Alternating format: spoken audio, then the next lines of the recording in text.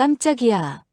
코가 뾰족하게 솟고 뻐드렁니가 난 것이 영락없는 그 몹쓸 외놈 새끼 아니여. 저런 더러운 씨앗이 어떻게 우리 동네를 뻔뻔하게 돌아다녀. 대낮에 저작거리 제 아이의 얼굴을 칭칭 감싸고 있던 복면이 벗겨지자 사람들은 기다렸다는 듯 돌을 던지기 시작했습니다. 아이고, 동네 사람들. 제발 우리 애 좀 살려주십시오. 제가 다 잘못했어요. 비투성이가 된 아이를 끌어안고 흙바닥에 이마를 찌우며 빌었지만 돌아오는 건 싸늘한 멸시와 끔찍한 발길질 뿐이었습니다. 저주받은 제 팔자 탓이지 멋모르는 이 어린 핏덩이가 대체 무슨 죄가 있다고 돌을 던지십니까? 평생 숨어서 쥐 죽은 듯 살 테니 제발 목숨만은 살려주세요. 단지 외모가 다르다는 이유만으로 짐승만도 못한 취급을 받으며 평생을 어둠 속에 숨어 살아야 했던 우리 아이들. 하지만 핍박하던 자들은 상상조차 못했을 겁니다. 자신들이 벌레 취급하던 이 이방인 아이들의 거친 손끝에서 조선을 뒤흔들 기적 같은 반전이 시작될 줄은 말입니다. 가장 낮은 곳에서 시작되는 운명 대서사극. 오늘의 이야기 시작합니다. 사연 시작 전 구독과 좋아요 눌러주시면 오늘의 행운이 그곳으로 향하기를 기원드리겠습니다. 감사합니다. 전쟁의 흉터가 시뻘겋게 남은 한양 외곽의 황량한 빈터로 쫓겨난 여인들이 움막을 지었습니다. 왜군의 핏줄을 가졌다는 이유로 가문에서 무참히 버림받은 여인들은 짐승처럼 울부짖었죠. 아씨, 배가 끊어질 듯이 너무 아파요. 만삭의 분이가 썩은 집더미에 쓰러지며 식은땀을 비오듯 쏟아냈습니다. 조금만 참아라. 숨을 깊게 들이마시고 힘을 주어야 한다. 덕년이 분이의 차가운 손을 꽉 부여잡으며 다급하게 외쳤습니다. 제가 무슨 죄를 지었다고 이런 벌을 받습니까? 이 저주받은 핏덩이를 낳아서 어찌 산단 말입니까? 분이가 불룩한 배를 두 손으로 쥐어뜯으며 목 놓아 통곡했습니다. 그런 소리 입 밖에도 내지 마라. 우리 목숨이 붙어있는 한 이 아이들은 우리가 지켜야 한다. 덕년이 피 묻은 천을 찬물에 빨아 분이의 이마를 닦으며 단호하게 말했습니다. 차라리 죽는 게 낫습니다. 사람들이 우리를 사람 취급이나 합니까? 분이가 고개를 가로저으며 왈칵 눈물을 쏟았습니다. 우리가 죽으면 이 핏덩이들은 산짐승의 먹이가 될 것이다. 정신 똑바로 차려라. 덕년이 분이의 어깨를 강하게 흔들며 호통을 쳤습니다. 마침내 처절한 비명과 함께 핏덩이들이 태어나자 사람들은 이곳을 이태원이라 부르며 대놓고 침을 뱉었습니다. 더러운 외놈의 씨앗들. 당장 이 신성한 땅에서 꺼져라. 지나가던 보찜 장수가 움막을 향해 썩은 물을 힘껏 던지며 핏대를 세우고 소리쳤습니다. 맞습니다. 저것들은 커서 살인귀가 될 테니 살려두면 안 됩니다. 옆에 있던 구경꾼이 커다란 돌멩이를 집어 움막 지붕 위로 거칠게 던졌습니다. 제발 살려주십시오. 갓 태어난 아이들은 아무 죄가 없습니다. 덕년이 맨발로 뛰어나와 날아오는 돌을 온몸으로 막아내며 바닥에 엎드려 빌었습니다. 이깟 돌멩이로 끝날 줄 아느냐. 내일은 횃불을 들고 올 것이다. 보찜 장수가 덕년의 얼굴에 가래침을 뱉고는 조롱하며 낄낄거리며 사라졌습니다. 갓 태어난 아이들은 평범한 조선의 핏덩이들과 다를 바 없는 모습이었습니다. 덕년은 돌에 맞아 상처투성이가 된 여인들을 모아놓고 피가 나는 입술을 꽉 깨물었죠. 우리가 이 척박한 땅에서 살 길은 오직 서로를 굳게 의지하는 것뿐이다. 덕년이 포대기에 쌓인 갓난아이를 품에 안으며 여인들을 향해 비장하게 맹세했습니다. 우리가 언제까지 버틸 수 있겠습니까? 차라리 다 같이 산속으로 도망치는 게 낫지 않겠습니까? 분이가 절망적인 눈빛으로 덕년을 바라보며 애원했습니다. 도망친다고 우리를 반겨줄 곳이 있을 줄 아느냐. 여기서 뼈를 묻을 각오로 버텨야 한다. 덕년이 땅바닥을 세게 내리치며 단호하게 선을 그었습니다. 아무도 이 아이들을 해치게 두지 않을 것이다. 내 목숨을 내놓고서라도 지켜낼 것이다. 덕년의 단호한 목소리에 여인들은 서로 부둥켜 안고 숨죽여 울음을 삼켰습니다. 시간이 무심하게 흘러 갓난아이들이 걸음마를 떼고 말귀를 알아듣기 시작했습니다. 하지만 아이들이 자랄수록 덕년과 어머니들의 가슴은 새카맣게 타들어갔죠. 아씨, 우리 무영이 코 좀 보십시오. 자꾸만 위로 뾰족하게 솟아오릅니다. 분이가 무영의 이국적인 얼굴을 거친 손으로 쓸어내리며 사시나무 떨듯 바들바들 떨었습니다. 체구도 조선 아이들보다 턱없이 작고 뻐드렁니까지 선명하게 나고 있어. 덕년이 무영의 입가를 조심스레 매만지며 한숨을 깊고 길게 내쉬었습니다. 이 아이들의 외모가 갈수록 흉측해지니 참으로 두렵습니다. 분이가 땔감을 바닥에 내려놓으며 깊은 한숨을 쉬었습니다. 도성 사람들이 이 꼴을 보면 당장 낫과 쇠스랑을 들고 쫓아와 우리를 죽일 겁니다. 분이가 두려움에 질려 치맛자락으로 자신의 얼굴을 가리며 흐느꼈습니다. 거친 천을 가져오너라. 길게 찢어야 한다. 덕년이 결심한 듯 움막 구석에 있던 낡은 배적삼을 꺼내 들며 서둘러 말했습니다. 이 천 쪼가리로 어쩌시렵니까?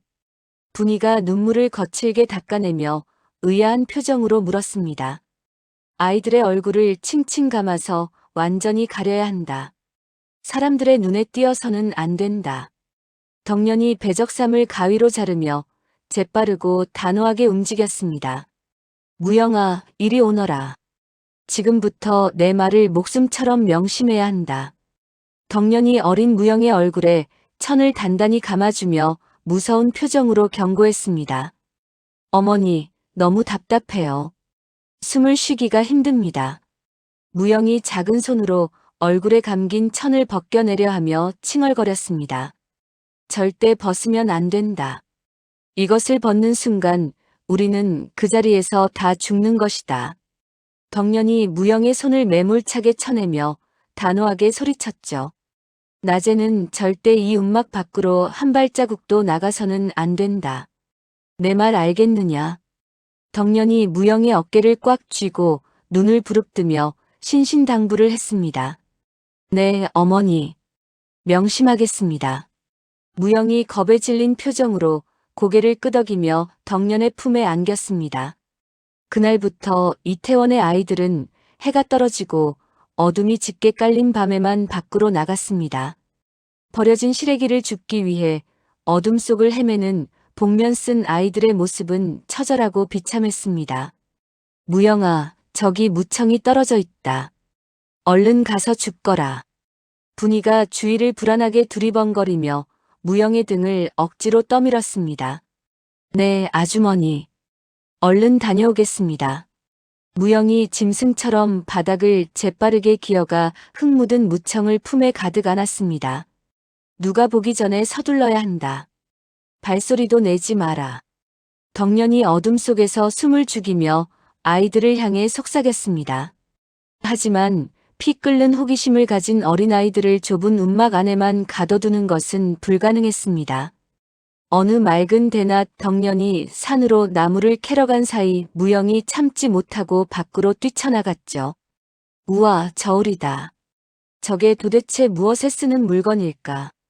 무영이 지나가는 장사꾼의 커다란 수레를 구경하려다 그만 돌부리에 걸려 넘어지고 말았습니다. 크게 넘어지면서 무영의 얼굴을 단단히 감싸고 있던 복면이 스르륵 벗겨져 흙바닥에 떨어졌습니다. 아이고, 깜짝이야. 저 요괴 같은 면상 좀 보소.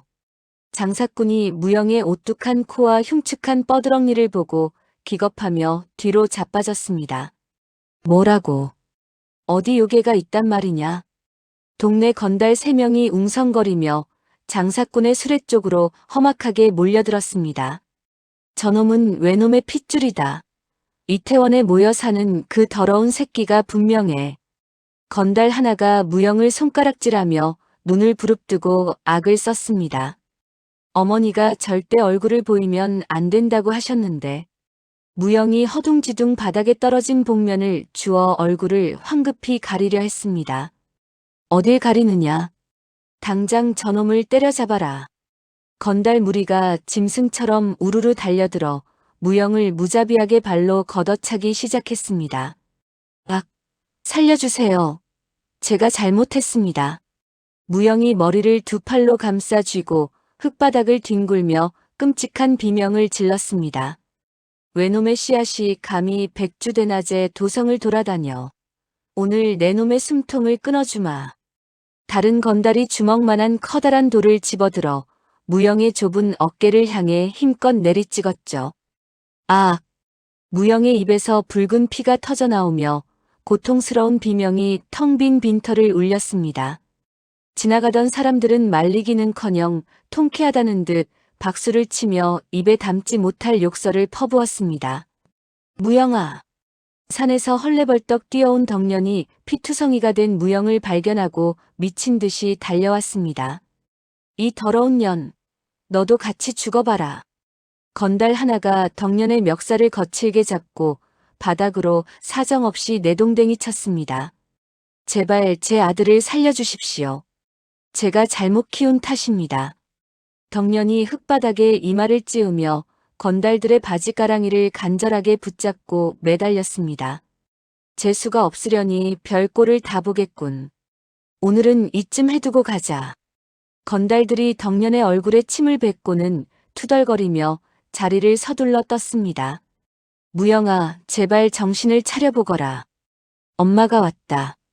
덕년이 덜덜 떨리는 손으로 무영의 얼굴에 묻은 흙과 피를 소매로 닦아냈습니다. 어머니, 너무 아파요. 온몸이 찢어질 것 같습니다. 무영이 가쁜 숨을 헐떡이며 덕년의 품에 파고들어 벌벌 떨었습니다. 내가 뭐라 했느냐. 무슨 일이 있어도 절대 복면을 벗지 말라 하지 않았더냐. 덕년이 무영의 등짝을 세게 후려치며 피눈물을 흘리며 독하게 소리쳤습니다. 어머니. 무영이 놀란 눈으로 덕년을 올려다보며 서럽고 억울한 울음을 터뜨렸습니다. 울지 마라. 네가 복면을 벗는 순간 사람들은 너를 짐승 취급하며 짓밟을 것이다. 덕년이 무영의 뺨을 두 손으로 부여잡고 피눈물을 억지로 삼키며 말했습니다. 우리는 평생 이렇게 햇빛도 못 보고 숨어서 살아야 합니까? 무영이 억울함에 목이 메어 피 섞인 기침을 하며 외쳤습니다. 그래야 산다. 억울해도 혀를 깨물고 참고 뼈가 부서져도 견뎌내야 살아남는다. 덕년이 바닥에 떨어진 복면을 다시 집어들어 무영의 얼굴을 빈틈없이 단단히 묶어주었죠. 너는 조선의 사람도 외국의 사람도 아닌 이 땅에 버려진 이방인이다. 덕년이 무영을 부서져라 꽉 끌어안으며 귓가에 차갑고 슬프게 속삭였습니다. 내 어머니, 목숨 걸고 명심하겠습니다. 무영이 피 묻은 작은 주먹을 꽉 쥐며 덕년의 품에서 거칠고 떨리는 숨을 뱉어냈습니다. 챕터 2 벗겨진 복면. 10수년의 세월이 흐른 뒤 어느덧 청년으로 자라난 무영과 이태원 아이들이 캄캄한 밤거리를 조심스럽게 걸었습니다. 식량을 구하기 위해 복면을 쓴 채 저작거리에 나섰다가 순찰을 돌던 포졸들에게 덜미를 잡히고 말았죠. 이 더러운 도둑놈들. 감히 밤을 틈타 남의 물건을 훔치려 들어.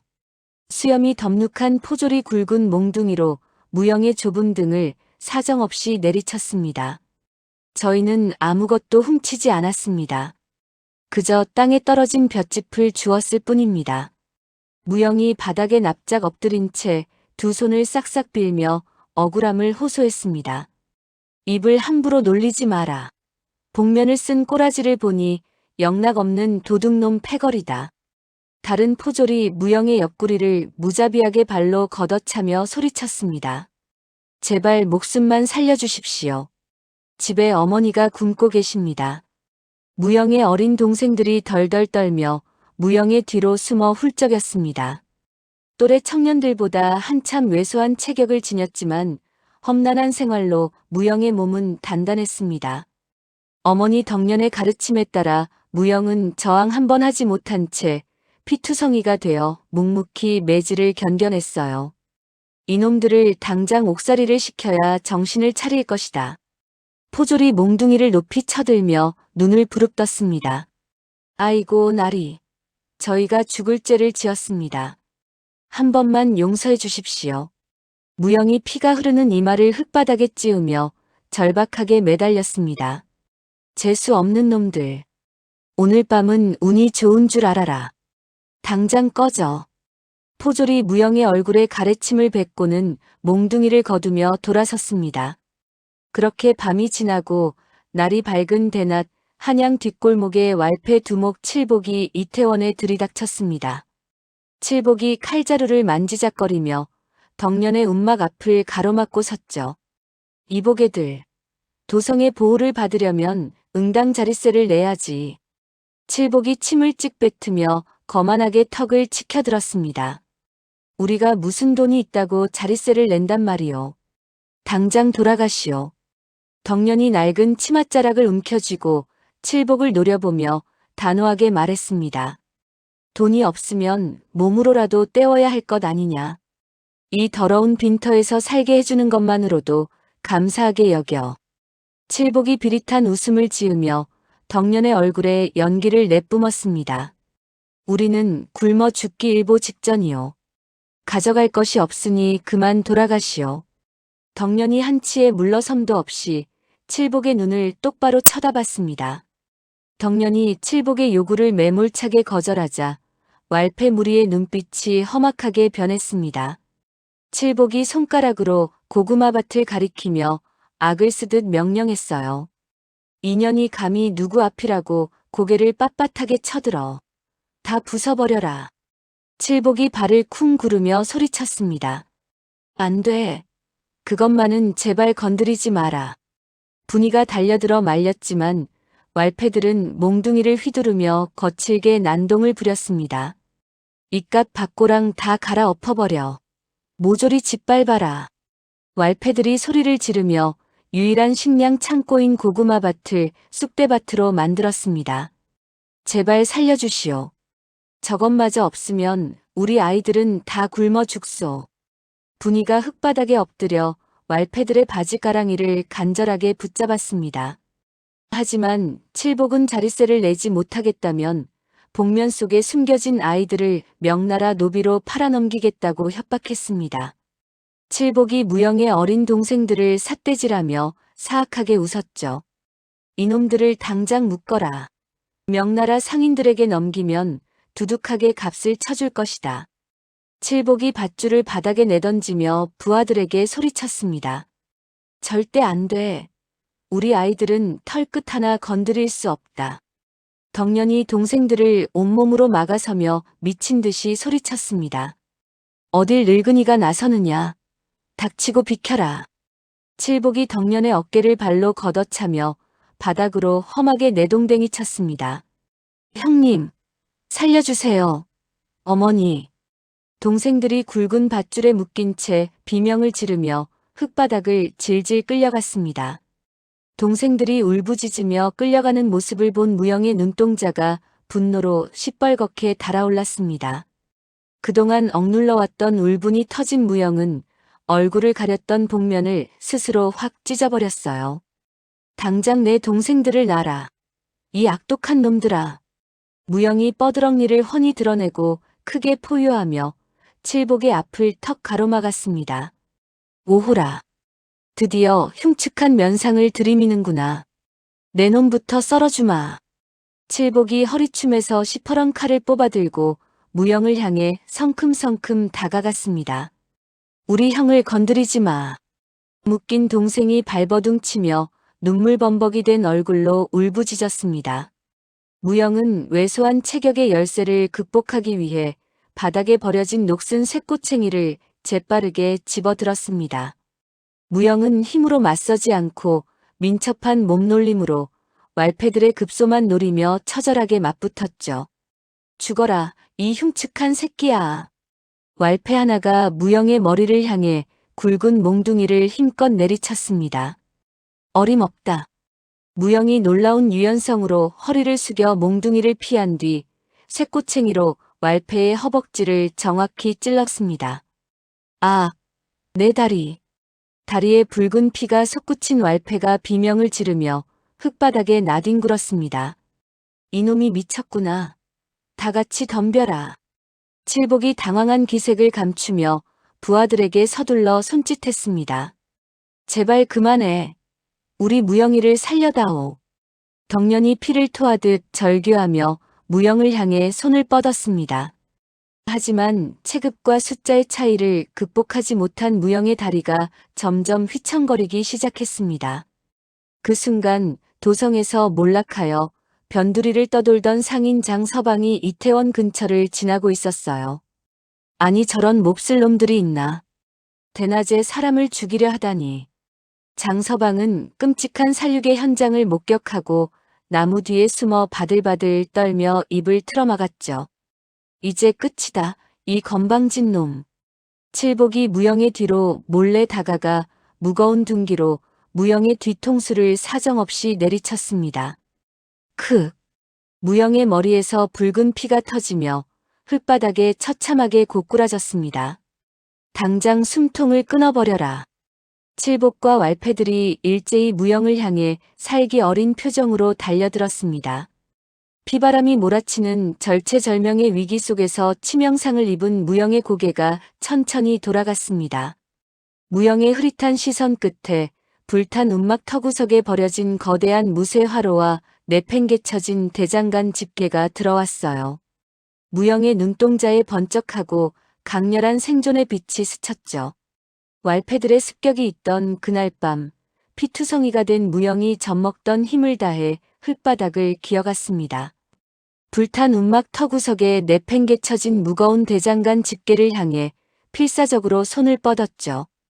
어딜 기어가느냐. 당장 그 숨통을 끊어주마.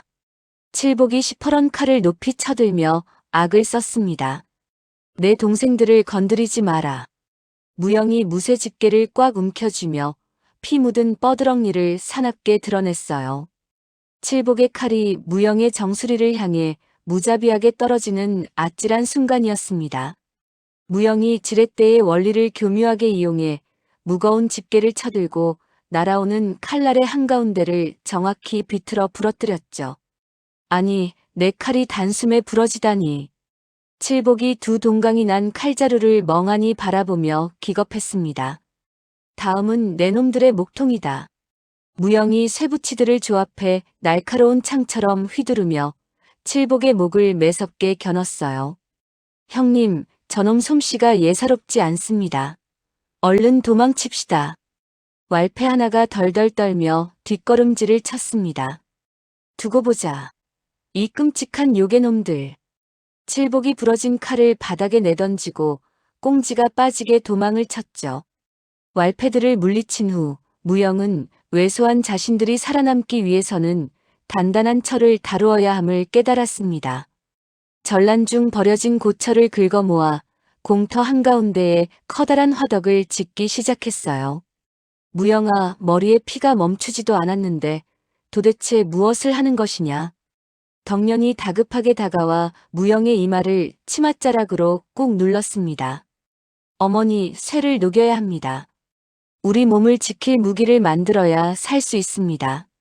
무영이 흙 묻은 손으로 붉은 벽돌을 차곡차곡 쌓아 올리며 단호하게 대답했죠. 형, 내가 불을 피울게. 어린 동생이 마른 장작을 한아름 안고 씩씩하게 달려왔습니다. 무영의 결단에 영감을 받은 이태원 아이들도 하나둘씩 모여들어 커다란 풀물을 힘껏 밟았습니다.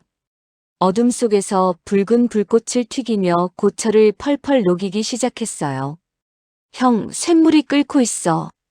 동생이 화끈거리는 얼굴을 식히며 신이 나서 외쳤습니다. 조심해라. 쇳물에 데이면 뼈까지 녹아내린다. 무영이 두꺼운 헝겊을 손에 감고 쇳물을 거푸집에 조심스럽게 부었죠. 얼굴을 답답하게 가리던 복면을 벗어 던진 아이들은 뻐드렁니를 꽉 깨물고 불길에 집중했습니다. 투박한 대장간 방식과는 달리 아주 섬세하고 화려한 손놀림을 발휘했어요. 망치질은 무조건 세게 하는 것이 아니다. 일정한 박자로 톡톡 두드려야 한다. 무영이 작은 망치로 달궈진 은덩이를 가볍게 두드리며 동생들을 가르쳤습니다. 형, 이렇게 꽃잎 모양을 내면 훨씬 예쁠 것 같아. 동생이 가느다란 쇠꼬챙이로 은비녀 끝에 정교한 매화 문양을 파넣었죠. 어찌 이리 고울 수가 있느냐. 수라상에 올라가는 물건보다 더 귀해 보인다. 덕년이 완성된 은빛 손거울을 들여다보며 놀라움을 금치 못했습니다. 우리 손재주는 조선 사람들과 다르니 남들이 흉내 못 내는 것을 만들어야 합니다. 무영이 이국적인 문양이 새겨진 튼튼한 자물쇠를 만지작거리며 눈을 반짝였어요. 이태원 아이들은 그동안 사람들에게 억눌렸던 울분을 세공 작업에 모조리 쏟아부었습니다. 거친 쇠붙이가 아이들의 앙증맞은 손을 거칠 때마다 눈부신 예술 작품으로 다시 태어났죠. 무영아, 이것 좀 보거라. 대궐의 옥비녀가 부럽지 않은 자태로구나.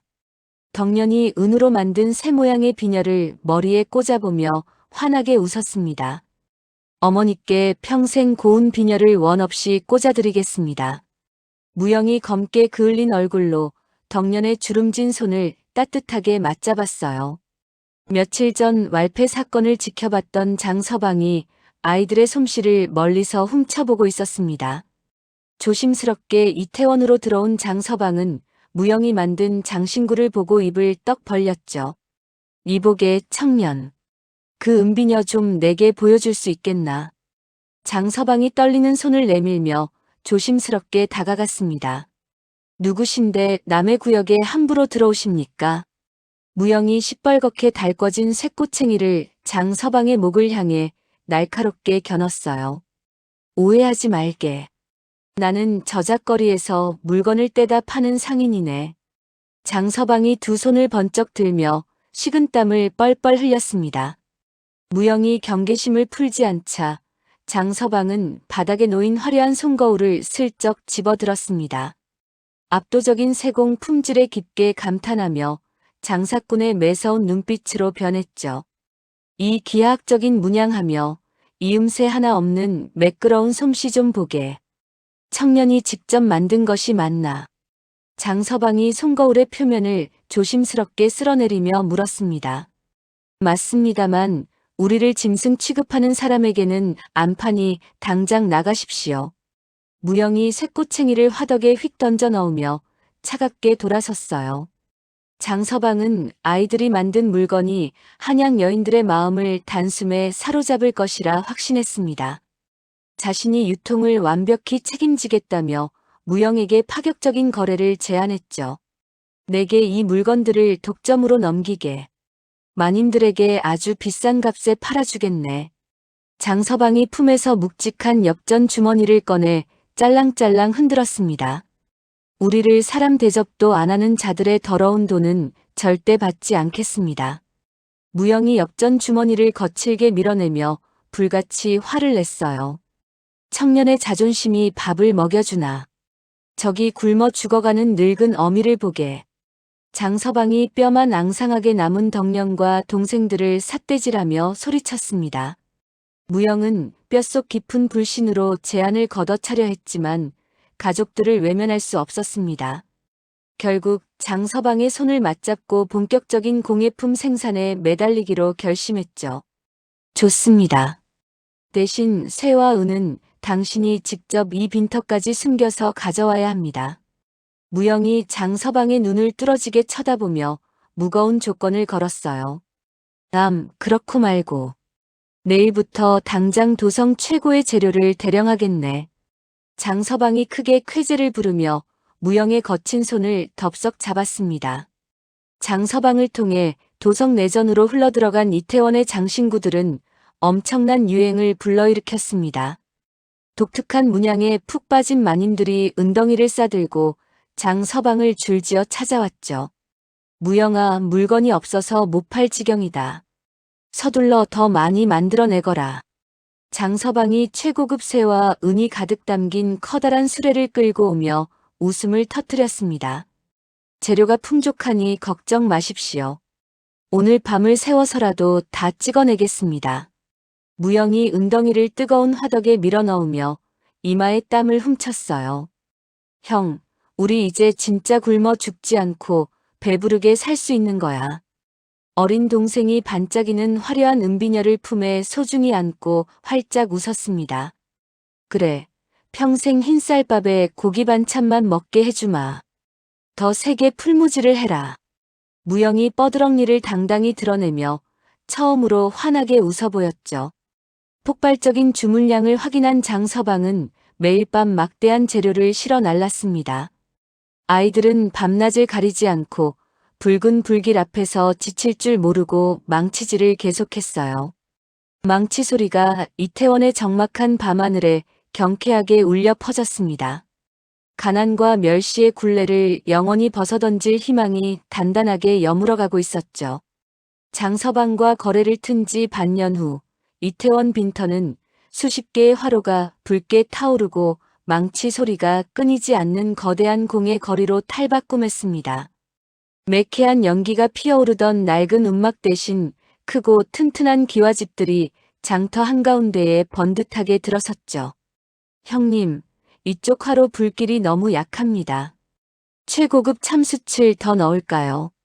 무영의 막내 동생이 이마에 맺힌 굵은 땀방울을 소매로 닦아내며 씩씩하게 물었습니다.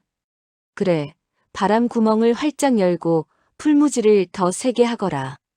무영이 벌겋게 달아오른 은덩이를 무거운 집게로 꽉 잡으며 힘차게 대답했어요.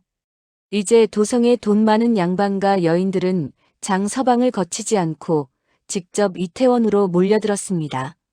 신분을 숨기기 위해 쓰개치마를 푹 눌러 쓴 마님들이 비싼 가마에서 조심스럽게 내렸죠. 이복의 무영장인. 지난달에 부탁한 나비 모양 은장도는 다 완성되었는가. 비단옷을 차려입은 뚱뚱한 마님이 무영의 작업장 안을 기웃거리며 부채로 얼굴을 반쯤 가렸습니다. 예, 마님. 흠집 하나 나지 않도록 고운 비단 보자기에 싸두었습니다. 무영이 정교하게 조각된 화려한 은장도를 꺼내 상판 위에 정중하게 올려놓았어요. 어머나 세상에. 어찌 이리 이음새 하나 없이 아름다울 수가 있단 말인가. 마님이 은장도의 날카롭고 매끄러운 세공을 확인하고 두 눈을 동그랗게 뜨며 크게 감탄했습니다. 조선 팔도에서 이런 독특한 문양을 낼 수 있는 곳은 오직 우리 이태원 대장간뿐입니다. 무영이 뻐드렁니를 살짝 드러내며 자신만만한 표정으로 넓은 가슴을 쫙 폈죠.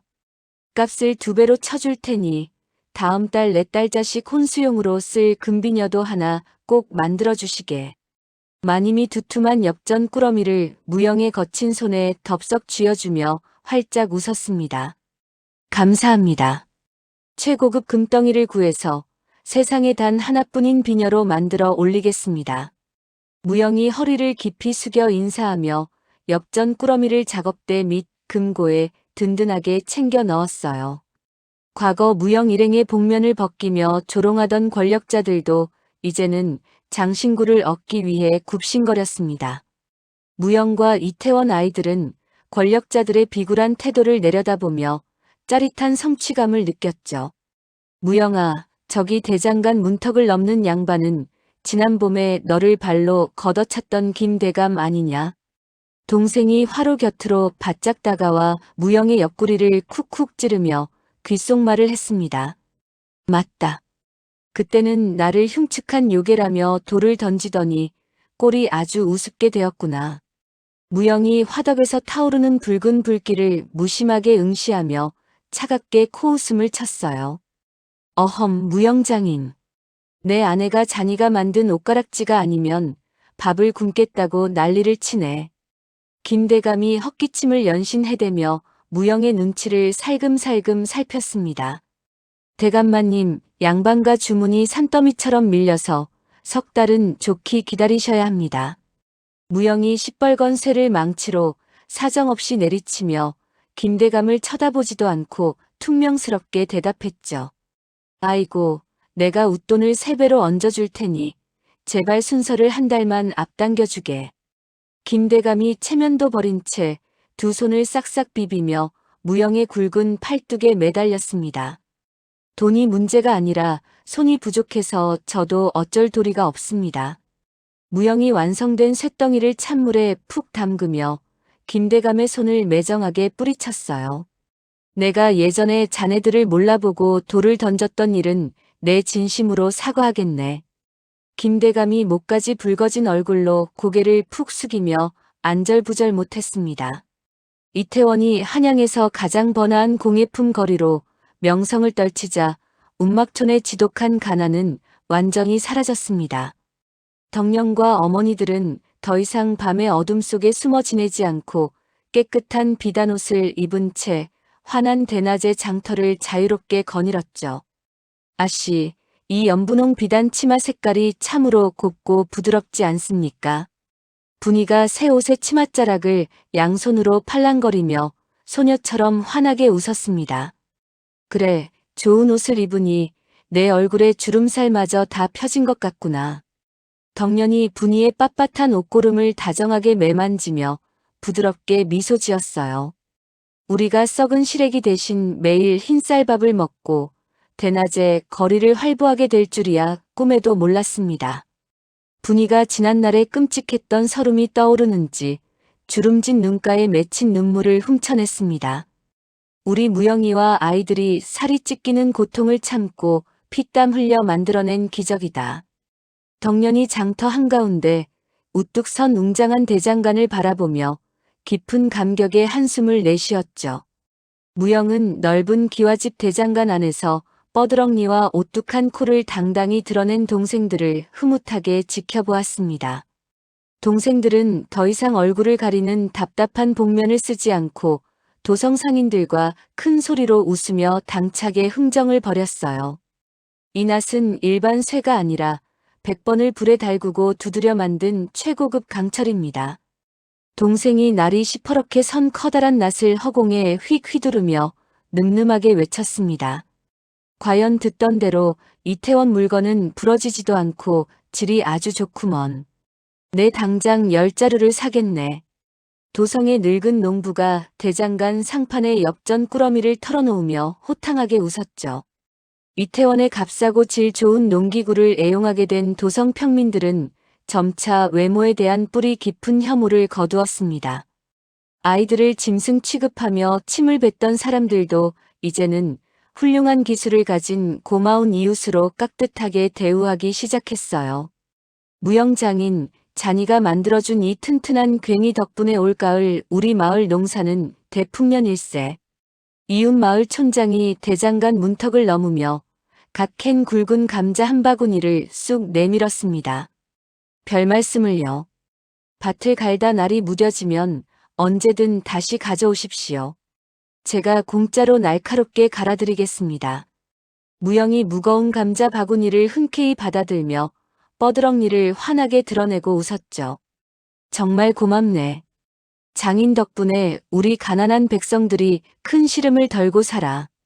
촌장이 무영의 검게 그을린 거친 손을 두 손으로 꽉 맞잡으며 진심으로 고개를 숙였습니다. 이태원의 훌륭한 공예품은 멀리 바다를 건너 명나라 사신들의 눈에까지 띄어 막대한 은덩이를 벌어들였습니다. 막대한 국부를 창출하는 효자 노릇을 톡톡히 하게 되자 조선 조정에서도 이태원의 상권을 더 이상 함부로 탄압하지 못하게 되었어요. 무영아, 기쁜 소식이다. 명나라 사신단에서 은으로 만든 거북 모양 향로 100개를 추가로 단독 주문했네. 장서방이 화려한 상단 가마에서 헐레벌떡 뛰어내려 무영에게 빼곡하게 적힌 장부를 펼쳐 보였습니다. 100개라니요. 우리 아이들이 잠을 자지 않고 밤을 새워도 좋기 2달은 걸릴 엄청난 물량입니다. 무영이 뜨거운 이마에 맺힌 땀을 더러운 수건으로 닦아내며 놀란 눈을 크게 떴죠. 임금님께서 직접 운덩이를 산더미처럼 지원해 주시겠다고 약조하셨으니 걱정 말고 만들기만 하시게. 장서방이 무영의 넓은 등을 팡팡 두드리며 하늘이 떠나가라 호탕하게 웃음을 터뜨렸습니다. 어명을 받아 나라의 지원을 직접 받는다는 말씀입니까? 무영이 자신의 귀를 의심하며 손에 들고 있던 쇠망치를 바닥에 툭 떨어뜨렸어요. 그렇다네. 이제 관아의 포졸들도 이태원 사람들을 함부로 도둑 취급하며 때리지 못할 것이야. 장서방이 멋진 턱수염을 쓸어내리며 무영을 향해 자랑스럽게 고개를 끄덕였습니다. 매일 밤 화려한 장터가 끝난 후 이태원 사람들은 넓은 공터에 한데 모여 풍성한 잔치를 벌였습니다. 기름진 고기와 따뜻한 술을 배불리 나누며 이국의 경쾌한 박자가 어우러진 노래를 신나게 불렀죠. 자, 오늘은 명나라에 보낼 향로 작업을 무사히 시작한 기념으로 다 같이 실컷 마시고 즐겨보자꾸나. 무영이 맑은 술이 가득 담긴 커다란 사발을 높이 치켜들며 밤하늘을 향해 우렁차게 소리쳤습니다. 형님, 이 고기가 아주 솜사탕처럼 입에서 살살 녹아내립니다.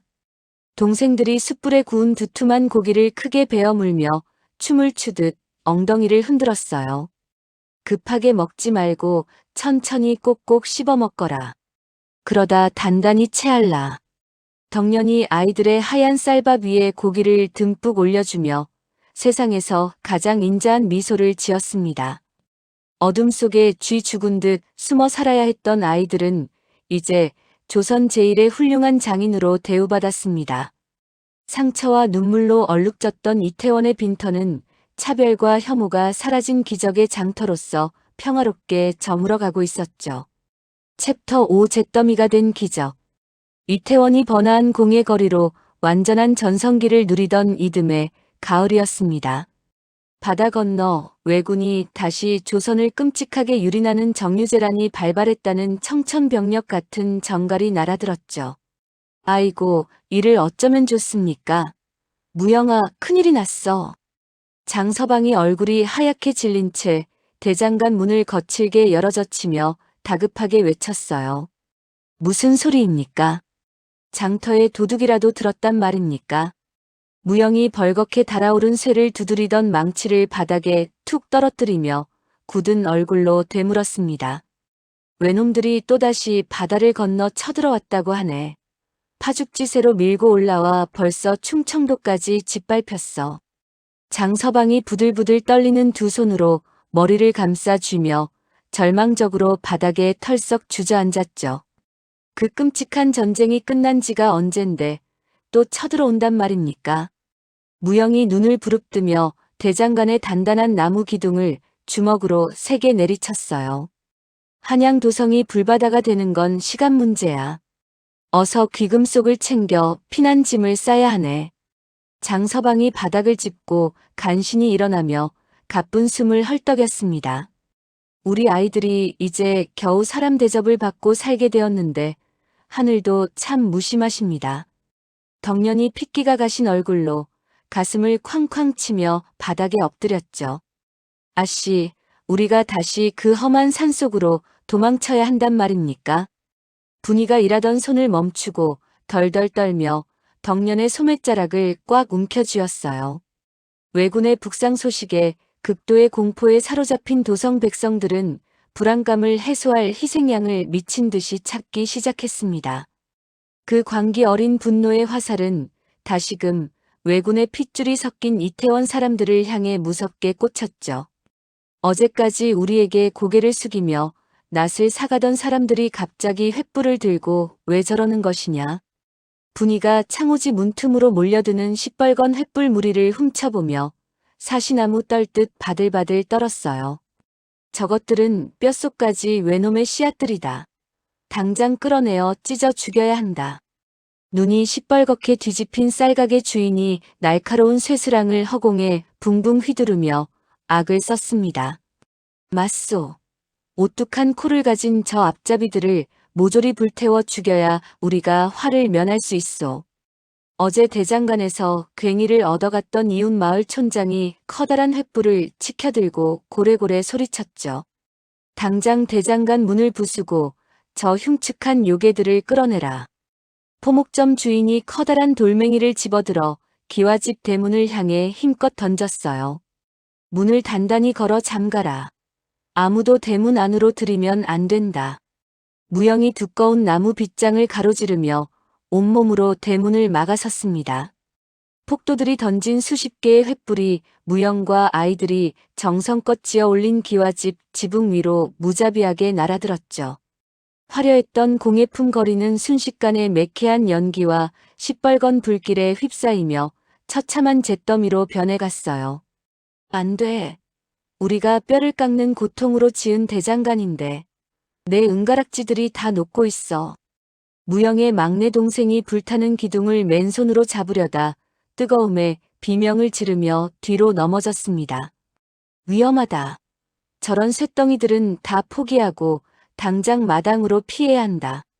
무영이 동생의 좁은 허리를 꽉 끌어안고 불길을 뚫고 흙바닥으로 거칠게 굴렀죠.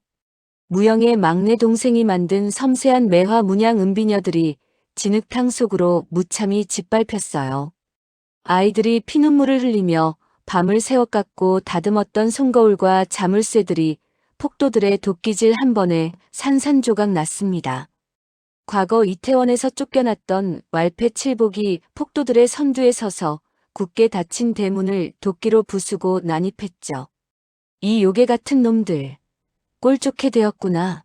비싼 은덩이는 모조리 내 수레에 실어라. 칠복이 완성된 귀금 속 상자를 발로 걷어차서 엎으며 부하들에게 탐욕스럽게 소리쳤어요.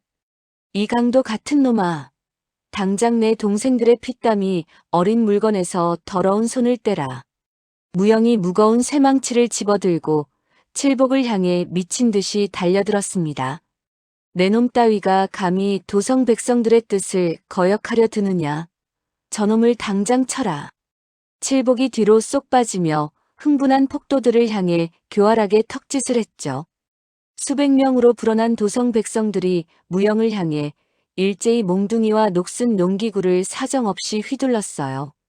압도적인 숫자의 폭력 앞에서는 그 어떤 민첩한 기술도 무용지물이 되어 무영은 피투성이로 바닥에 쓰러지고 말았습니다.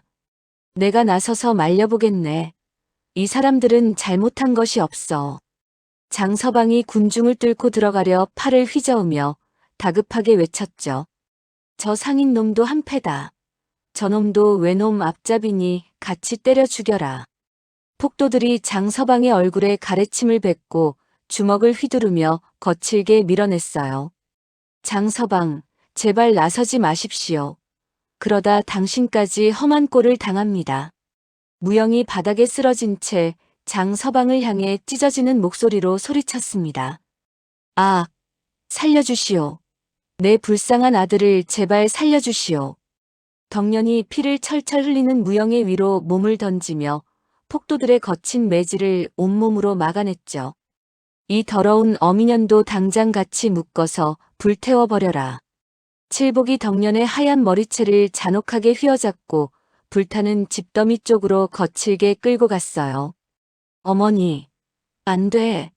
저 악마 같은 놈을 멈춰라. 무영이 바닥을 기어가며 칠복의 바짓가랑이를 피 묻은 손으로 꽉 부여잡았습니다.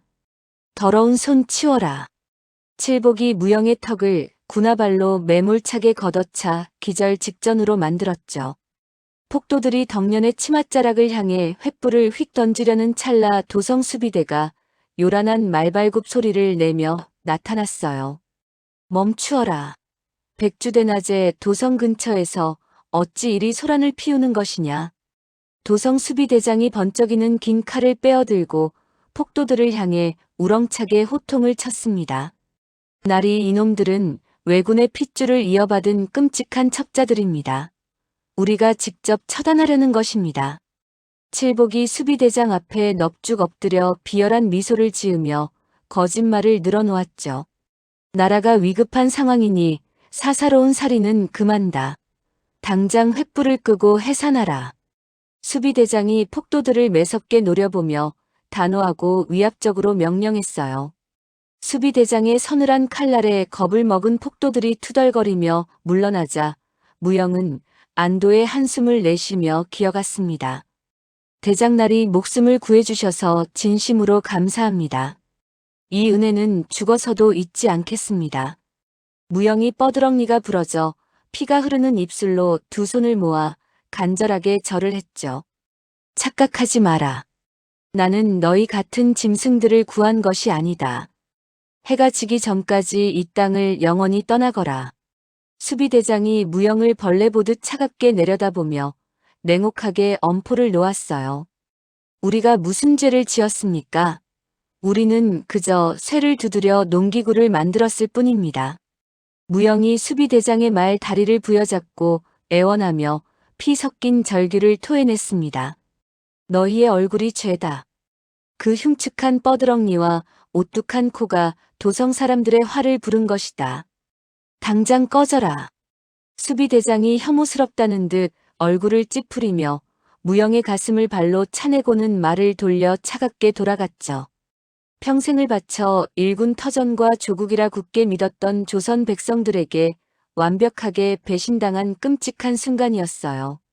무영과 아이들은 검은 잿더미가 된 거리에 주저앉아 하늘을 원망하며 짐승처럼 처절한 오열을 터뜨렸습니다. 형, 어제 괭이를 사가며 우리 마을의 은인이라 고맙다던 촌장 할아버지가 나를 발로 밟았어. 막내 동생이 퉁퉁 붓고 피멍이 든 얼굴을 감싸 쥐고 서럽게 울부짖었죠. 이제 똑똑히 알겠느냐. 이 나라는 우리가 뼈가 부서지도록 헌신해도 결코 우리를 사람으로 품어주지 않는다.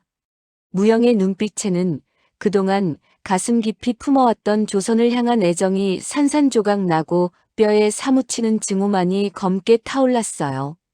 덕년은 피 흘리는 무영의 거친 손을 꽉 잡으며 다시 산속으로 피신하기 위해 비틀거리며 일어났습니다.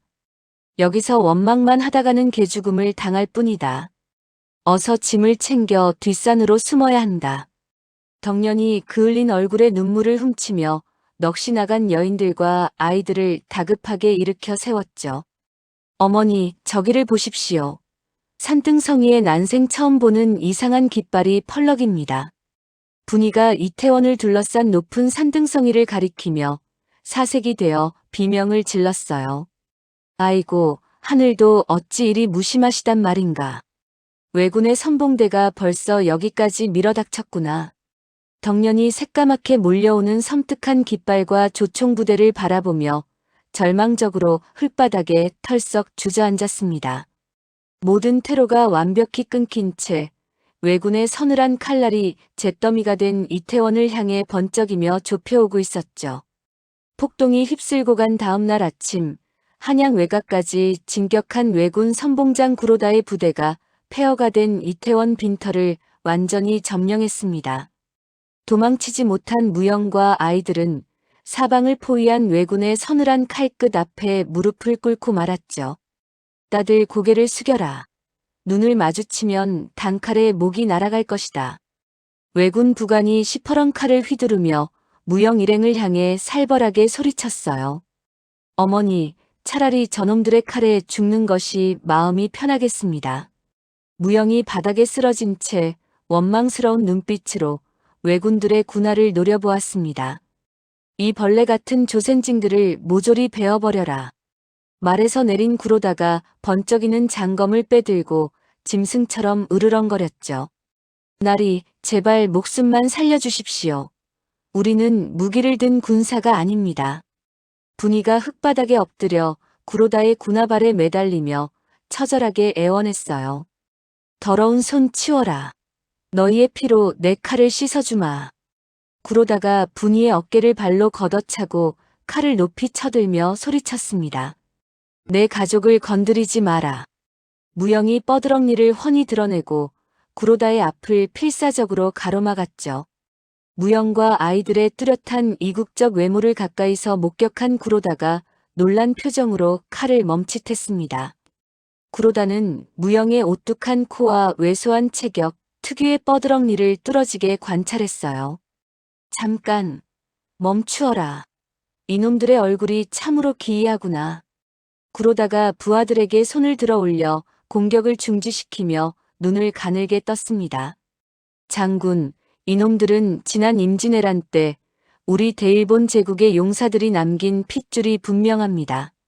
옆에 있던 부관이 무영의 턱을 거칠게 잡고 이리저리 돌려보며 확신에 차서 말했죠. 과연 그렇구나. 더러운 조선 땅에 이리도 선명한 제국의 씨앗이 자라고 있었을 줄이야. 구로다가 칼을 거두고 무영의 피 묻은 뺨을 부드럽게 쓰다듬으며 교활하게 웃었어요. 내 얼굴에 손대지 마라. 이 더러운 외놈아. 무영이 구로다의 손을 매몰차게 뿌리치며 짐승처럼 으르렁거렸습니다. 혈기가 아주 넘치는구나. 조선 놈들에게 핍박을 받으며 자란 모양이지. 구로다가 무영의 반항을 즐겁다는 듯이 바라보며 호탕하게 웃었죠.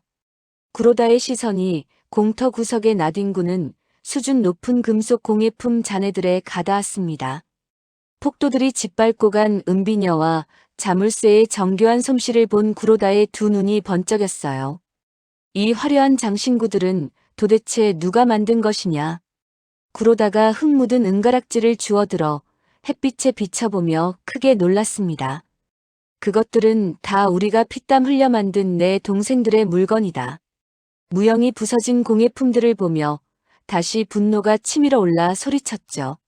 너희들이 이 단단한 쇠를 이렇게 정교하게 다루었단 말이냐. 구로다가 무영의 거칠고 굳은 살 박인 두 손을 매섭게 낚아채며 물었어요. 그렇다. 조선 사람들은 절대 흉내 못 내는 훌륭한 솜씨다. 막내 동생이 무영의 뒤에서 고개를 내밀고 오뚝한 코를 찡그리며 당돌하게 대답했습니다. 하하, 하늘이 우리 대일본 제국을 도우시는구나. 구로다가 은가락지를 품에 챙겨 넣고 하늘을 우러러보며 크게 웃음을 터뜨렸죠. 구로다는 무영 일행을 학살하는 대신 그들의 재능을 철저히 이용할 교활한 계략을 꾸몄습니다. 상처투성이가 된 무영에게 다가가 정체성의 혼란을 노골적으로 자극하기 시작했어요. 너희는 더러운 조선인이 아니다. 자랑스러운 대일본 제국의 귀한 핏줄이다. 구로다가 무영의 어깨를 꽉 쥐고 눈을 똑바로 쳐다보며 낮고 부드럽게 속삭였습니다.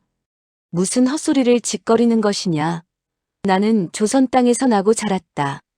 무영이 구로다의 손을 거칠게 밀어내며 뻐드렁니를 꽉 깨물었죠. 어리석은 놈. 어제 너희의 대장간을 잿더미로 만든 자들이 바로 조선 백성들 아니더냐. 구로다가 불타버린 기둥과 핏자국이 선명한 흙바닥을 가리키며 조롱하듯 말했어요. 그 입 닥치지 못할까? 무영이 피투성이가 된 두 주먹을 부들부들 떨며 핏대를 세웠습니다. 조선은 너희를 요괴라 부르며 버렸다. 내가 그들에게 완벽한 복수를 하게 해주마. 구로다가 무영의 귓가에 입을 바짝 대고 뱀처럼 달콤하게 유혹했죠. 내가 무엇을 어떻게 한단 말이냐. 무영이 흔들리는 눈빛으로 구로다의 교활한 눈동자를 쳐다보았어요. 너희의 그 천재적인 손재주로 우리 군의 부서진 조총을 당장 수리해라. 구로다가 허리춤에서 길고 묵직한 조총을 꺼내 무영의 가슴팍에 거칠게 찔러 넣었습니다. 우리가 외놈들의 무기를 만들어야 한단 말이냐. 막내 동생이 깜짝 놀라 뒤로 물러서며 날카롭게 외쳤죠. 조선의 성문을 박살낼 거대한 공성 무기도 만들어라. 그리하면 너희를 일본의 귀족으로 삼아주겠다. 구로다가 허풍을 떨며 아이들을 향해 거드름을 피웠어요. 조선의 참혹한 배신에 치를 떨던 무영의 동생들은 구로다의 달콤한 제안에 심하게 흔들렸습니다. 우리를 벌레 취급한 조선을 멸망시키고 귀족으로 새 삶을 살자고 형을 설득하기 시작했죠. 형, 솔직히 저 장군의 말이 다 맞잖아. 조선 사람들은 우리를 때리고 불태웠어. 막내 동생이 무영의 팔을 찰떡같이 붙잡고 눈물을 뚝뚝 흘리며 말했습니다. 우리가 밤낮으로 농기구를 만들어 바쳐도 그들은 우리를 벌레 보듯 짓밟았지 않습니까? 다른 동생도 무영의 옷자락을 쥐고 억울함을 토로하며 목소리를 높였어요. 형, 이제 우리도 좀 당당하게 사람 대접받고 살아보자. 우리 일본으로 가자. 막내 동생이 구로다를 향해 뻐드렁니를 드러내며 기대에 찬 표정으로 매달렸죠. 맞아. 비단 옷을 입혀주고 맛있는 고기를 매일 준다는데 거절할 이유가 없습니다. 다른 동생도 침을 꼴깍 삼키며 구로다의 눈치를 슬금슬금 살폈습니다. 조용히 해라. 우리가 이 땅을 버리고 일본 놈들의 앞잡이가 될 수는 없다. 무영이 동생들의 뺨을 매섭게 후려치고 호통을 치며 깊은 딜레마에 빠졌어요. 무영은 불타버린 대장간 기둥에 기대어 가쁜 숨을 헐떡이는 어머니 덕년을 바라보았습니다. 덕년은 단호한 눈빛으로 무영을 향해 말없이 고개를 가로저으며 그들의 진정한 뿌리를 환기시켰죠.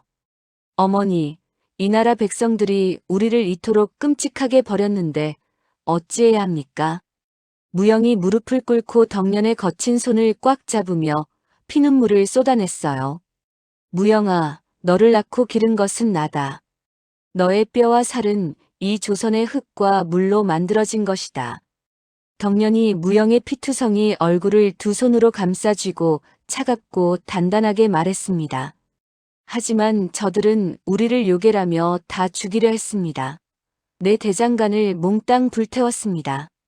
무영이 가슴을 쾅쾅 치며 짐승처럼 처절하게 울부짖었죠.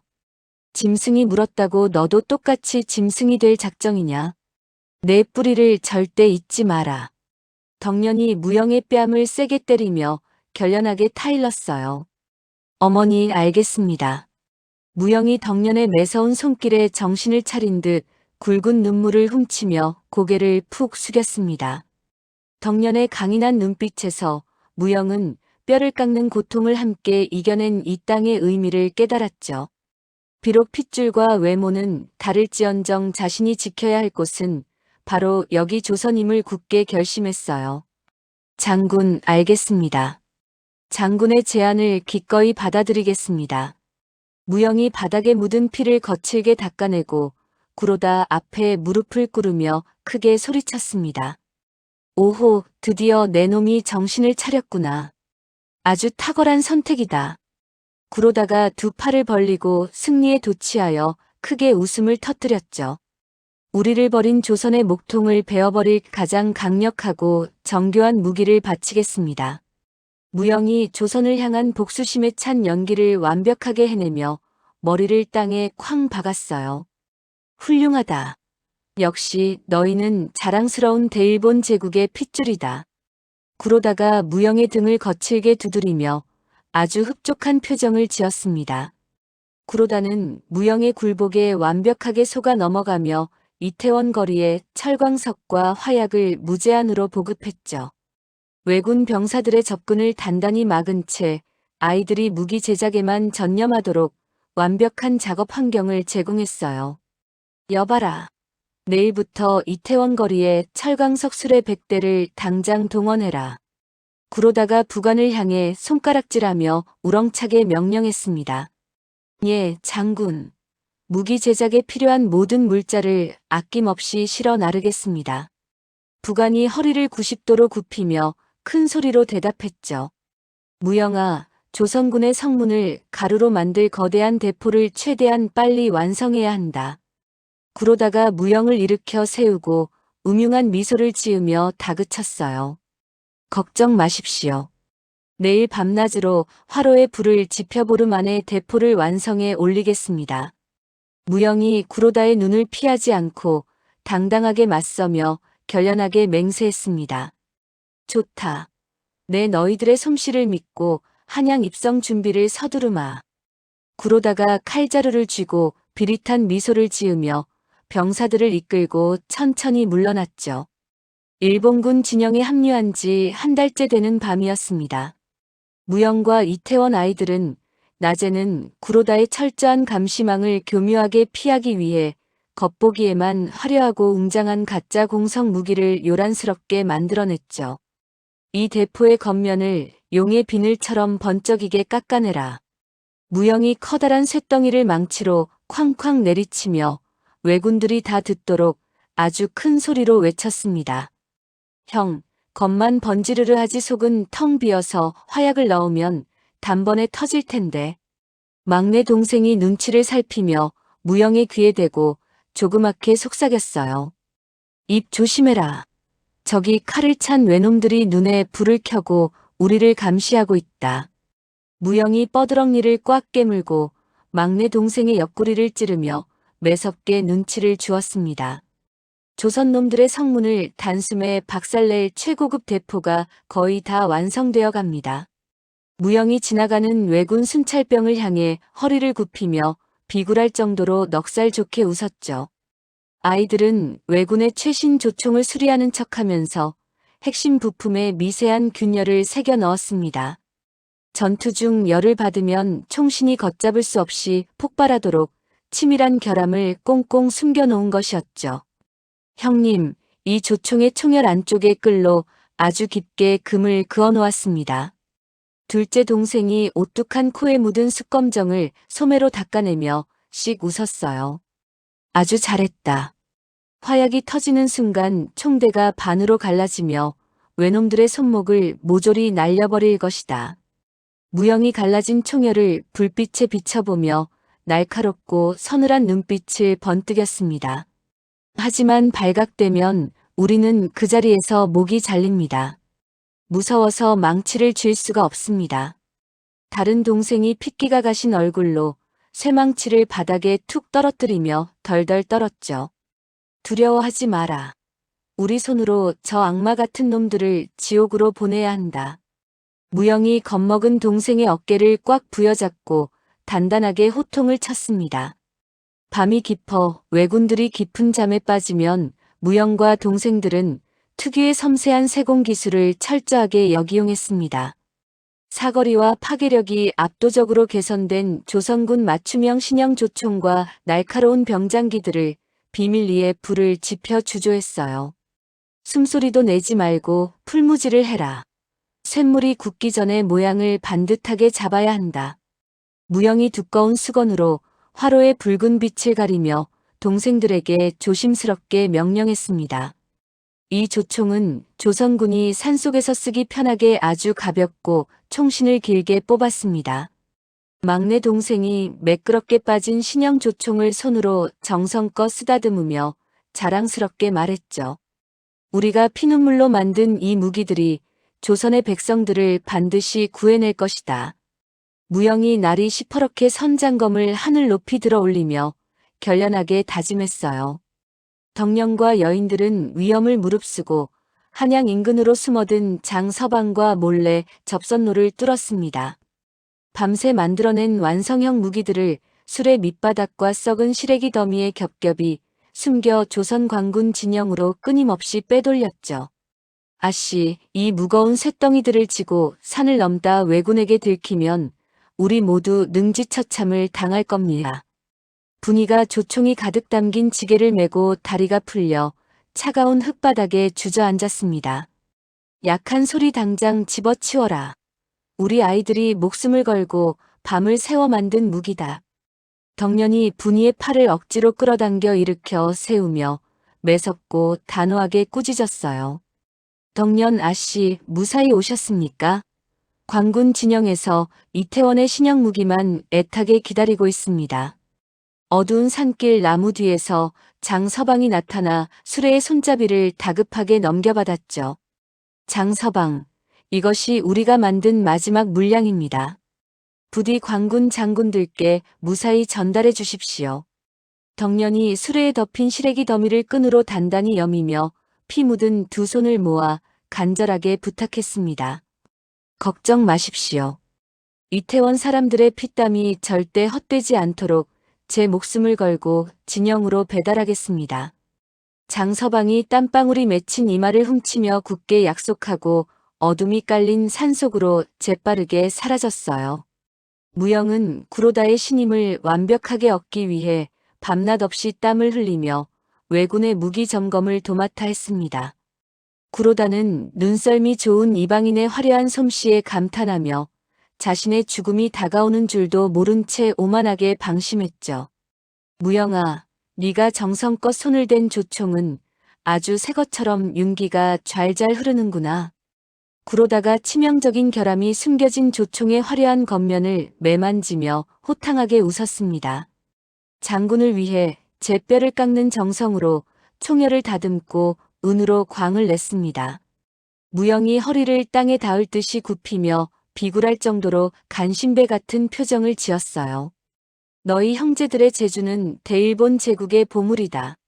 한양 성문을 무너뜨리면 너에게 아주 큰 벼슬을 내리마. 그러다가 무영의 좁은 어깨를 꽉 쥐며 기분 좋게 껄껄거렸죠. 망극합니다. 장군의 크나큰 은혜에 보답하기 위해 제 남은 한 몸을 다 바치겠습니다. 무영이 흙바닥에 납작 엎드려 큰 절을 올리며 속으로 뼈를 깎는 살기를 품었습니다. 한양 입성만을 코앞에 두고 승리에 완전히 도취한 구로다는 무영이 바친 결암투성이의 무기들을 맹신했습니다. 그 화려한 외관에 철저히 속아 넘어간 채 전군의 성문을 향한 총공격 명령을 오만하게 하달했어요.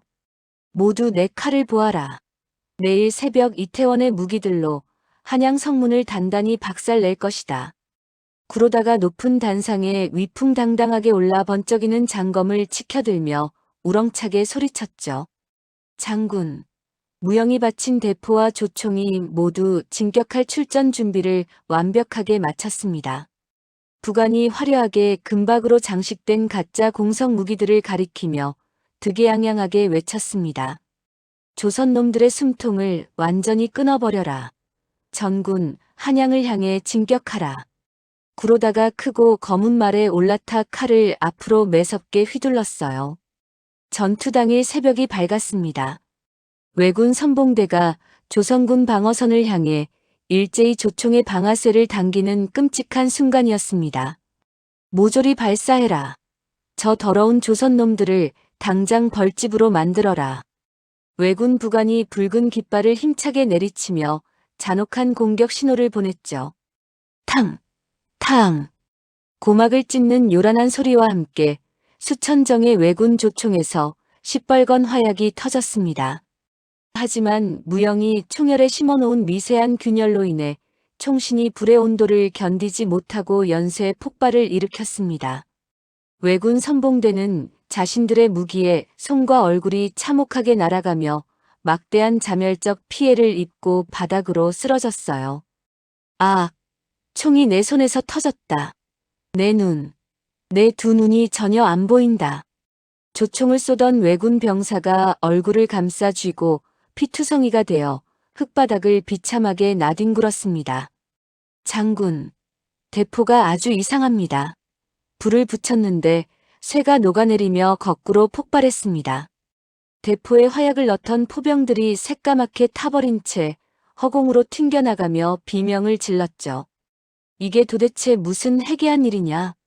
왜 우리 무기가 한꺼번에 터지는 것이냐? 구로다가 날뛰는 말 위에서 당황하여 눈을 부릅뜨고 고래고래 악을 썼어요. 혼란에 빠진 왜군을 향해 조선군과 의병들이 일제히 천둥 같은 함성을 지르며 산등성이에서 쏟아져 내려왔습니다. 이태원 아이들이 밤을 새워 벼려낸 압도적인 성능의 신형 무기를 들고 맹렬히 돌격하며 통쾌한 반격을 시작했죠. 이태원의 훌륭한 무기들이 외놈들을 삼키고 있다. 단 한 놈도 살려두지 마라. 조선군 장수가 길고 가벼운 신형 조총을 치켜들고 백발백중으로 적을 쓰러뜨리며 우렁차게 명령했습니다. 조선의 불쌍한 백성들을 짓밟은 원수들아. 오늘이 바로 너희의 제삿날이다. 장서방이 날카롭게 벼린 병장기를 들고 농민 결사대와 함께 왜군의 옆구리를 사정없이 찔러 들어갔어요. 장군 살려주시오. 무기가 다 터져서 도저히 싸울 수가 없습니다. 왜군 병사들이 망가진 무기를 흙바닥에 내던지고 뿔뿔이 흩어지며 살려달라고 애원했습니다. 이 비겁한 놈들. 당장 뒤돌아서 조선 놈들과 싸워라. 구로다가 도망치는 부하의 목을 직접 잔인하게 베며 발악했지만 전세는 이미 완벽하게 뒤집혔죠.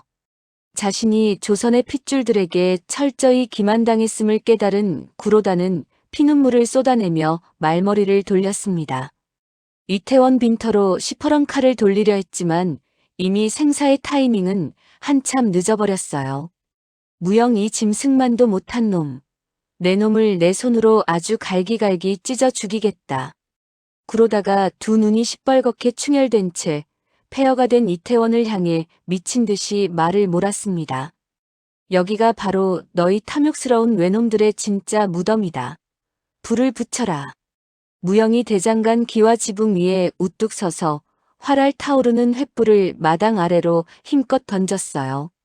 장서방이 이끄는 결사대와 무영 일행이 대장간 주변 땅속 깊이 미리 매설해 둔 화약이 엄청난 굉음을 내며 폭발했습니다. 맹렬하고 거대한 불길 속에서 구로다의 부대는 처절한 비명조차 지르지 못하고 완전히 괴멸되고 말았죠. 아, 내가 조선놈들의 얄팍한 속임수에 넘어가다니. 구로다가 불길에 휩싸인 말에서 떨어져 온몸이 새까맣게 타들어가는 잿더미 속에서 끔찍하게 발버둥 쳤습니다. 이 땅의 순결한 백성들을 유린하고 짓밟은 대가를 내 놈의 목숨으로 당장 치러라. 무영이 불타는 대장간 지붕에서 날렵하게 뛰어내려 구로다의 목에 긴 장검을 자비 없이 깊숙이 찔러 넣었어요. 무영과 아이들은 붉게 불타는 적진과 승리의 함성을 지르는 조선군의 모습을 그 자리에 서서 가만히 바라보았습니다. 자신들을 낳고 길러준 처절했던 땅 조선을 스스로의 피와 땀으로 완벽하게 지켜냈다는 뜨거운 감격에 휩싸였죠. 어머니, 우리가 드디어 잔혹한 외놈들을 전부 물리쳤습니다. 우리가 기어이 해냈습니다. 무영이 피 묻은 장검을 땅에 깊게 꽂고 흙바닥에 무릎을 꿇으며 참아왔던 뜨거운 눈물을 펑펑 쏟아냈습니다. 그래, 내 불쌍하고 자랑스러운 아들들아. 너희가 진정으로 이 무너진 나라를 구했다. 덕년이 달려와 무영의 땀범벅이 된 얼굴을 품에 와락 끌어안고 짐승처럼 목 놓아 울었어요. 형, 우리가 그 흉측한 외모로 조선을 훌륭하게 지켰어. 동생들이 서로 얼싸안고 뻐드렁니를 훤히 드러낸 채 감격에 겨워 펄쩍펄쩍 뛰었습니다. 챕터 8 화합의 장터. 정유재란의 거센 불길이 잦아들고 백성들이 기나긴 전쟁을 완전히 끝냈습니다. 조선 사람들은 이태원 아이들이 목숨을 걸고 신형 무기를 빼돌려 나라를 구했다는 놀라운 진실을 저작거리 곳곳에 널리 퍼뜨렸죠. 여보게, 우리가 요괴라 부르며 불태웠던 그 이태원 아이들이 이 나라를 구했다고 하네. 저작거리의 쌀가게 주인이 쌀가마니를 바닥에 내려놓으며 놀란 목소리로 소리쳤습니다. 세상에, 나는 그 아이들이 왜군의 첩자인 줄 알고 대장간에 돌을 던졌는데 이를 어쩌면 좋단 말인가. 포목점 주인이 자신의 가슴을 거칠게 치며 깊은 후회의 한숨을 내쉬었어요.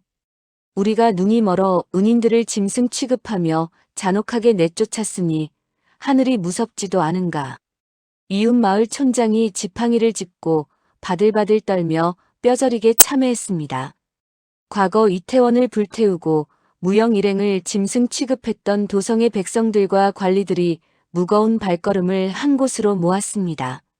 시커먼 잿더미로 변해버린 이태원 공터로 수백 명의 사람들이 구름대처럼 몰려들었어요. 무영장인, 우리가 죽을 죄를 지었네.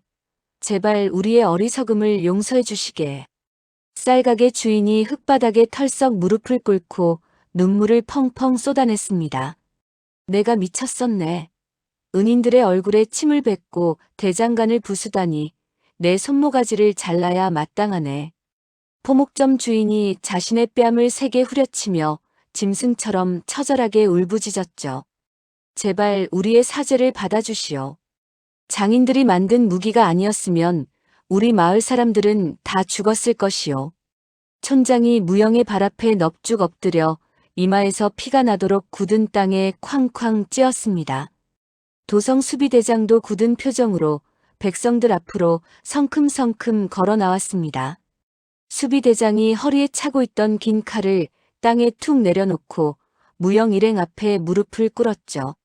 내가 어리석어 너희들의 깊은 충심을 몰라보고 도성 밖으로 냉혹하게 내쫓았다.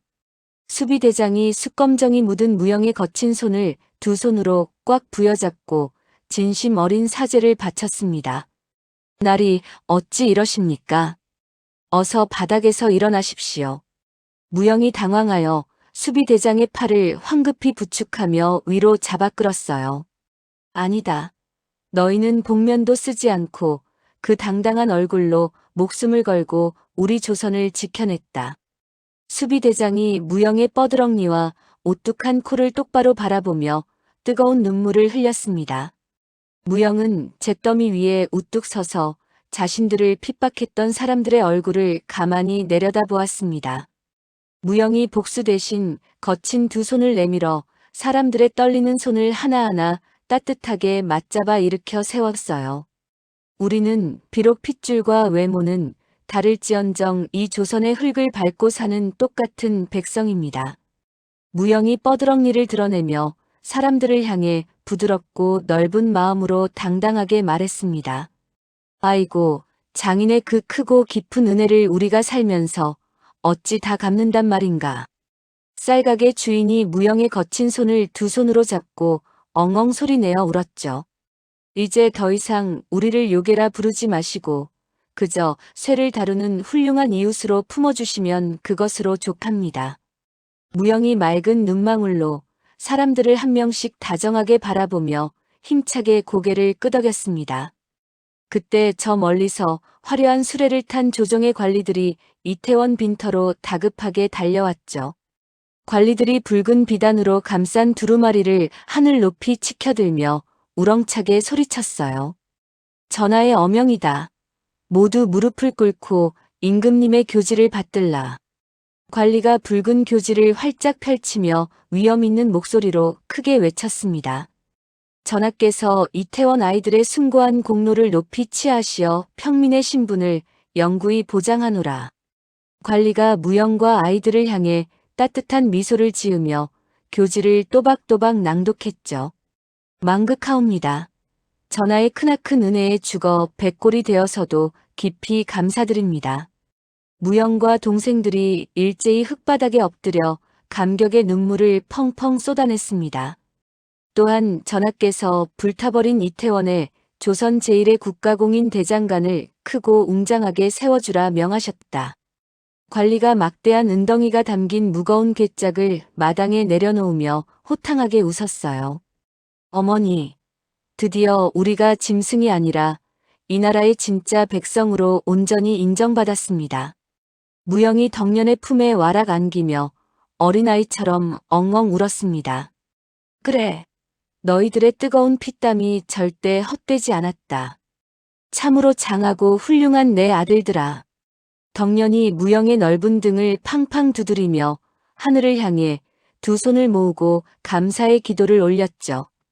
어명을 전해 들은 도성 사람들은 앞다투어 무거운 목재와 돌을 지고 이태원으로 몰려들었습니다.